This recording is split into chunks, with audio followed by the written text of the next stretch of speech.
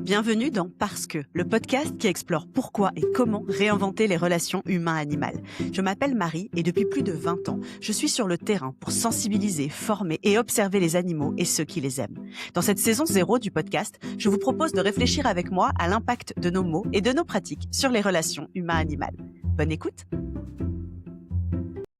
Bienvenue dans Parce que, le podcast qui explore pourquoi et comment réinventer nos relations avec les animaux. Avant d'accueillir des invités dans les prochaines saisons, je profite de cette saison 0 pour poser des bases de réflexion sur tout plein de sujets liés à nos pratiques et à nos habitudes avec les animaux. Alors dans ce troisième épisode, j'aimerais qu'on creuse ensemble un concept qui fait souvent grincer des dents dans le milieu animalier, c'est l'anthropomorphisme. Promis, je vais définir ce terme précisément dans quelques minutes. Alors, quand on dit de quelqu'un qu'il fait de l'anthropomorphisme, c'est généralement une façon plus ou moins élégante de dire tu comprends rien aux animaux. C'est un terme qui aujourd'hui trace une frontière nette, franchement, entre ceux qui savent, ceux qui s'y connaissent, ceux qui sont sachants, et ceux qui sont naïfs, ceux qui comprennent pas vraiment les animaux. Et très souvent, dans les formations, dans les livres, les conférences, le message, il est méga clair, l'anthropomorphisme, c'est mal. En tout cas, moi, c'est ce qu'on m'a seriné toute la majorité des cours que j'ai pu suivre dans ma carrière avec les animaux.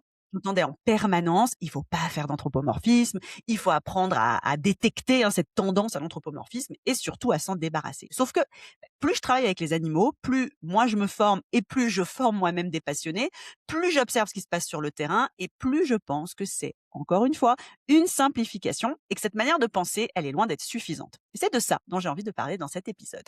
Et si l'anthropomorphisme n'était pas le vrai problème?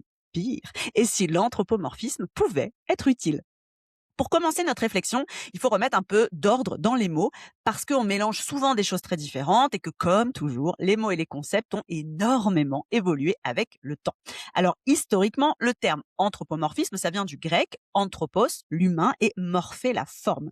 À la base, en fait, ça désignait une question plutôt de forme. Pendant longtemps, l'anthropomorphisme, c'était représenter des entités non humaines, comme les dieux ou les animaux, avec une apparence humaine.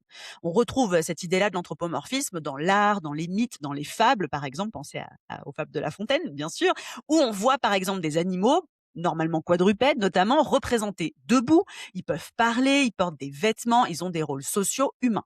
Donc à l'origine, l'anthropomorphisme, c'est une humanisation, on va dire, visuelle et narrative, qui n'a pas pour objectif d'être scientifique.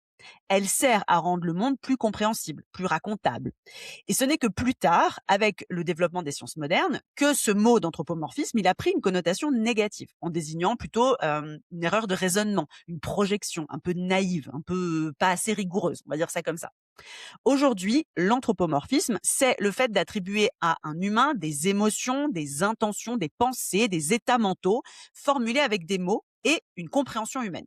Par exemple, vous l'avez peut-être entendu, quand on dit qu'un cheval qui essaye de se débarrasser de son cavalier fait son cinéma ou qui fait semblant, c'est de l'anthropomorphisme. Quand on rigole de la tête d'un chien parce qu'on dit qu'il vient de faire une bêtise et on voit qu'il a honte, il fait une tête montrant qu'il aurait honte, pareil, c'est de l'anthropomorphisme.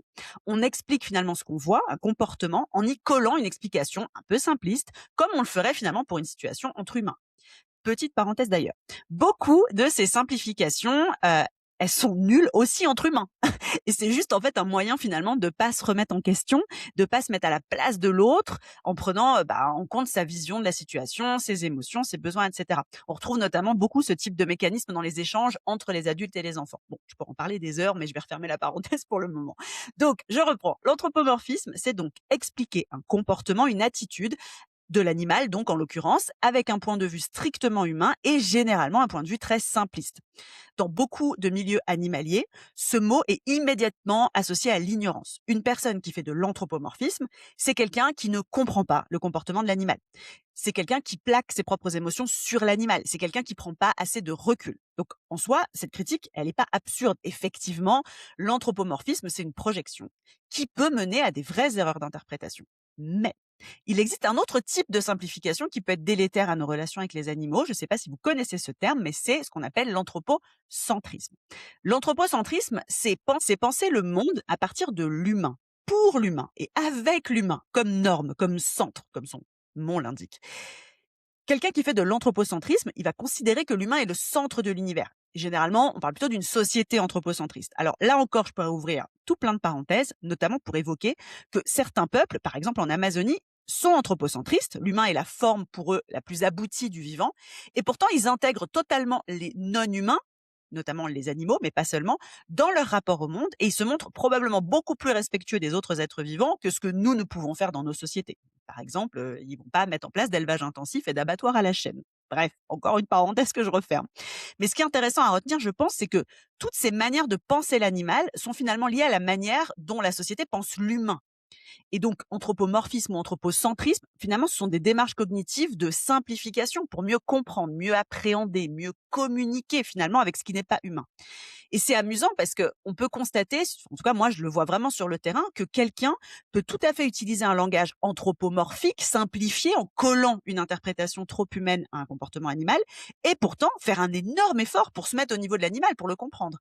Et en parallèle, quelqu'un d'autre peut tout à fait ne jamais faire d'anthropomorphisme dans ses paroles, dans ses réflexions, et pourtant ignorer le bien-être de l'animal, n'avoir aucun intérêt pour les indicateurs de mal-être, etc. Donc comme d'habitude, hein, tout n'est pas blanc ou noir. Ceci dit, si l'anthropomorphisme est aussi mal vu dans le monde animalier, c'est pas par hasard. Historiquement, les sciences du comportement ont eu besoin de se distinguer d'une approche très émotionnelle, très intuitive et parfois très approximative de l'animal.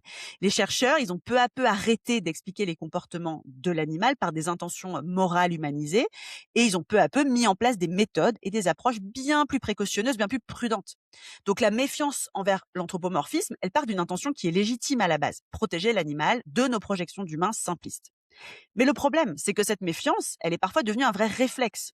Quand on colle une étiquette qui dit c'est de l'anthropomorphisme, bah, ça ferme la conversation. Ça crée une rupture entre l'idiot, hein, entre guillemets, et le sachant. Sauf que c'est pas parce qu'une personne utilise des mots humains qu'elle est incapable de comprendre l'animal. Parfois, ces mots, c'est simplement les seuls outils qu'elle a à ce moment-là, avec ses connaissances à ce moment-là, pour mettre du sens sur ce qu'elle voit, pour échanger dessus et pour potentiellement avoir un retour, pour communiquer avec un autre humain. Donc refuser de l'entendre, se moquer finalement en criant à l'anthropomorphisme, bah, ça revient un peu à refuser l'échange et potentiellement à finalement à pas pouvoir aller plus loin. Quand on critique l'anthropomorphisme, on parle souvent d'une idée implicite, ça serait que il serait possible de penser l'animal d'une manière totalement neutre, totalement objective, totalement, j'ai encore envie de mettre des guillemets là, hors de nous. En bref, on pourrait observer et comprendre l'animal en posant notre cerveau d'humain. Mais est-ce que c'est vraiment possible? Les chercheurs, par exemple, qui vont travailler sur des espèces comme les abeilles ou les poulpes, et il y en a plein d'autres, hein, des espèces, se sont vite rendus compte que ces animaux ont un monde sensoriel, ont des perceptions, des priorités, ont des expériences qui sont radicalement différentes des nôtres. Et de nouveau, là, je vous ai pris des exemples un peu extrêmes comme le poulpe ou les abeilles, mais même un chien ou un chat qui sont pourtant proches de nous, autant spatialement que dans toute l'histoire de la domestication, etc., ils ont évidemment un monde interne qui n'est pas du tout le nôtre. Nous n'avons pas accès à leur expérience directe, on n'a pas leurs mots, on n'a pas leurs catégories. Tout ce qu'on a, c'est nos outils d'humains et nos cerveaux d'humains. C'est déjà pas si mal, vous allez me dire. On a nos concepts, on a notre langage, on a nos comparaisons. Donc penser l'animal sans jamais passer par l'humain, c'est pas un idéal scientifique, c'est juste une illusion. L'important, je pense que c'est pas d'utiliser ou non ces outils humains, c'est de savoir qu'on les utilise. Finalement, l'anthropomorphisme, ça devient un problème quand on le confond avec la réalité. Quand on oublie que c'est une traduction de ce qu'on voit, de ce qu'on perçoit, de ce qu'on comprend, pour que tout ça devienne finalement plus tangible, plus compréhensible par nos cerveaux d'humains, justement. Donc, utiliser consciemment, avec un esprit critique, l'anthropomorphisme, pour moi, il devient un pont entre notre monde d'humain et le monde de l'animal. Et je devrais même dire entre les mondes des animaux. Mais si je rentre là-dedans, je vais sortir du format court de ce podcast. Alors, si je prends autant de temps pour nuancer l'anthropomorphisme et l'image qu'on peut en avoir, c'est pas pour réhabiliter ce terme-là naïvement, hein. C'est parce que sur le terrain, quand je suis avec des professionnels animaliers, mais aussi des clients, des élèves, du grand public, qui veulent apprendre à lire le comportement animal ou qui veulent de l'aide avec leur animal de compagnie, par exemple, je vois à quel point l'anthropomorphisme, il peut être utile. Alors, je vais d'abord vous parler de l'utilité que ça peut avoir avec des passionnés, avec des particuliers, hein, en opposition avec les professionnels. Quand quelqu'un, par exemple, vient me dire, en parlant de son animal, là, il est jaloux, là, j'ai vu qu'il était vexé, ce jour-là, il était triste. Certaines personnes vont crier à l'anthropomorphisme à ce moment-là. Pour moi, c'est un premier signe hyper intéressant. Pourquoi? Parce que très souvent, cette personne, elle me parle pas réellement de l'animal. Elle me parle de son ressenti face à une situation. Elle essaye de mettre des mots sur quelque chose qui lui échappe. Et là, l'erreur, pour moi en tant que professionnel, ça serait de répondre immédiatement: «Non, non, non, non, là c'est faux. Ce que vous faites, c'est de l'anthropomorphisme. Donc chut, arrêtez de vous exprimer». Parce qu'honnêtement, déjà, j'en sais rien. Il est possible qu'un animal soit triste ou jaloux. Et on en apprend tous les jours. Il y a des études en permanence sur leurs émotions, leur capacité à ressentir des trucs. Donc, mieux vaut éviter les raccourcis parce qu'on risquerait d'avoir l'air bête d'ici quelques mois. Donc, à mon avis, la posture utile, c'est plutôt de creuser, en fait, face à ce que cette personne, elle me dit. Qu'est-ce qui vous fait penser ça? Qu'est-ce que vous observez exactement? L'anthropomorphisme, comme il a été présenté dans la première prise de contact, finalement, ça devient un point d'entrée, un langage commun. Et à partir de là, mon travail professionnel va démarrer. Je vais commencer à décoder, à reformuler, à détecter des indicateurs précis. Ça, c'est mon travail en tant que spécialiste en éthologie et bien-être animal, d'aller regarder justement, commencer à décoder, à reformuler, à détecter des indicateurs précis, à expliquer, à nuancer. Mais si j'avais pas eu sa perception initiale à mon client, si j'avais tout de suite imposé un espèce de filtre pseudo-scientifique en insistant sur le fait que c'est le seul valable, j'aurais coupé la communication. Et j'aurais loupé plein d'infos essentielles que cette personne, elle aurait pas pu me transmettre autrement. Donc le rôle du professionnel animalier, c'est pas de dire vous faites de l'anthropomorphisme, c'est mal, il faut parler comme ci ou comme ça. C'est au contraire de traduire, de sensibiliser et ensuite de ramener tout ça vers une compréhension plus fine du comportement. Mais l'anthropomorphisme, il peut aussi être utile pour les professionnels, j'en suis convaincue, parce qu'il peut servir à modéliser, il peut servir à transmettre, à rendre intelligible un truc complexe. Pour nous en tant que professionnels, mais aussi pour pouvoir évidemment le retransmettre derrière. Expliquer un comportement animal uniquement avec des termes techniques, c'est pas toujours la meilleure idée qu'on peut avoir. Et je l'ai remarqué, même entre professionnels, des fois, en fonction de notre expertise et de notre champ d'application au quotidien, on n'utilise pas les mêmes termes forcément. Personnellement, j'adore faire des analogies avec des situations humaines. Par exemple, quand quelqu'un, donc là, plutôt un particulier, un client, a peur que son chien le déteste après qu'il se soit absenté quelques jours. J'aime bien faire le parallèle avec une amitié humaine. Je vais vous partager un exemple que je transmets généralement. Je vais par exemple dire, imaginez votre meilleur ami, vous êtes parti 2 jours sans le prévenir et il n'avait pas compris que vous étiez absent. Si, dans les jours qui précédaient, vous avez emmagasiné plein de bons souvenirs, vous avez passé plein de bons moments, et qu'à votre retour, vous l'invitez à boire un verre, et vous vous excusez sincèrement d'être parti 2 jours, il y a de grandes chances qu'il vous pardonne. En revanche, si ça fait 6 mois qu'il n'a pas eu de vos nouvelles, qu'après vos 2 jours d'absence, vous lui demandez de vous aider pour un déménagement, il y a peu de chances qu'il soit de bonne humeur, hein. Donc le lien avec votre chien, c'est la même chose. C'est pas les 2 jours d'absence qui vont tout abîmer à votre relation.